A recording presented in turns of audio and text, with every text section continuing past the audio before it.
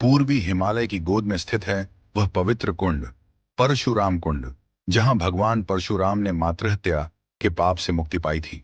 यह कथा है महान तपस्वी ऋषि जमदग्नि और उनकी पतिव्रता पत्नी माता रेणुका की। कहते हैं रेणुका इतना पवित्र जीवन जीती थी कि हर दिन नदी से कच्चे घड़े में पानी लाती थी और उनके सतीत्व के प्रभाव से वह घड़ा कभी टूटता नहीं था। उनके 5 पुत्र थे और सबसे छोटे थे विष्णु के छठे अवतार वीर परशुराम। एक दिन नदी किनारे रेणुका ने अनजाने में कुछ स्वर्गिक गंधर्वों को क्रीड़ा करते देख लिया। एक क्षण के लिए उनके मन में मोह उत्पन्न हुआ और उसी पल उनका सतीत्व भंग हो गया। कच्चा घड़ा टूट गया और वह उदास होकर आश्रम लौटी। ऋषि जमदग्नि ने अपनी योग दृष्टि से सब जान लिया और क्रोधित होकर अपने पुत्रों को आदेश दिया, अपनी मां का वध कर दो। चारों बड़े भाइयों ने यह घोर पाप करने से इनकार कर दिया। क्रोध में भरे पिता ने उन्हें पत्थर बन जाने का श्राप दे दिया।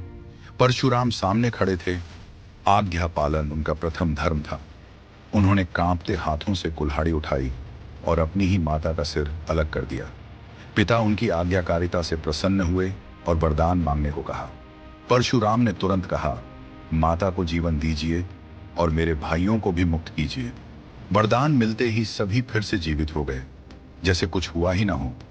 पर उनका पाप उस कुल्हाड़ी पर चिपक चुका था। कुल्हाड़ी हाथ से अलग ही नहीं होती थी। परशुराम तीर्थों पर गए, तप किया, पर कोई उपाय काम ना आया। अंत में जब वे लोहित नदी के तट पर पहुंचे और इस दिव्य कुंड के जल को छुआ, जैसे ही छुआ तो एक चमत्कार हुआ। कुल्हाड़ी अपने आप उनके हाथों से गिर गई। परशुराम पाप मुक्त हो गए और वही स्थान आज अरुणाचल प्रदेश में परशुराम कुंड के नाम से श्रद्धा का केंद्र है।